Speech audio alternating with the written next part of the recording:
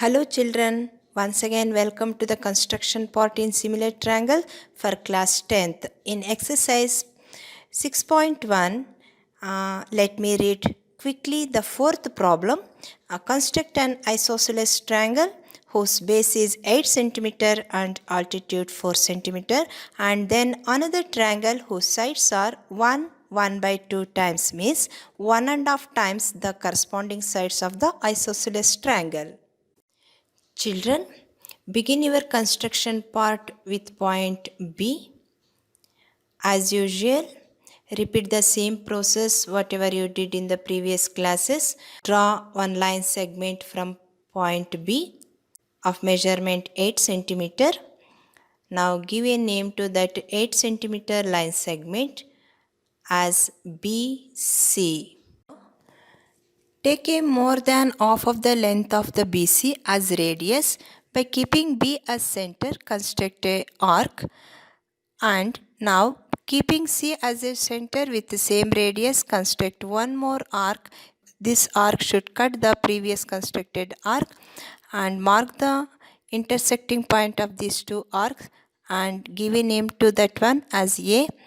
Now with the same radius, draw one more arc below the line segment of BC by keeping B as center. So with a C as center with the same radius, draw one more arc, and these two arcs should be intersect. Now draw a line segment through these two intersecting points, and this is a perpendicular bisector of the line BC. Now take a 4 cm radius. By keeping O as a center, draw one arc, and this arc and the line segment intersecting point, mark that one. So give a name to that point as D. Now this is a O. Now join the B and D points with the help of the scale. Again join the DC points. Now it is exactly isosceles triangle because two sides are equal. The sides are BD and DC are equal. Now in BDC triangle, DO measures a 4 cm. This DO is a altitude for the BDC triangle. Keep your compass center at B point and measure an acute angle value here. Mark that one and draw a ray from the B point through an acute angle mark. Now take a radius in the compass as per your convenient measurement. There is no rigid rule for this measurement. By keeping B as center, draw an arc and give a name to that arc as A1. See, our scale range is whatever the mentioned in the problem is 1 upon 2. So convert this mixed fraction into improper fraction, it become a 3 upon 2. Here larger part is 3, so that's why you have to construct 3 equal portions on the ray. Now I constructed 3 equal portions without changing the radius. I constructed all 3 arcs on this ray. Now this is the last arc. I am naming that one as A3. In the scale range, see 3 upon 2. The denominator value is 2, so that's why join the A2 point and C point by the line segment with the help of scale. Children, now extend the BC line for some measurement, and now take the radius length in the compass as per your convenient measurement. By keeping A2 as center, construct an arc like this. By without changing the radius measurement, construct one more arc by keeping A3 as center.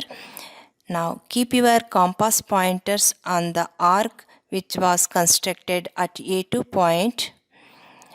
By that length, cut the arc which is constructed at A3 point like this. Now name the intersection point of these two arcs as X. Now join the A3 point and X point by the line segment. Extend that line segment up to BC. Name that intersecting point of these two lines as Y. Now here extend the BD line for some measurement.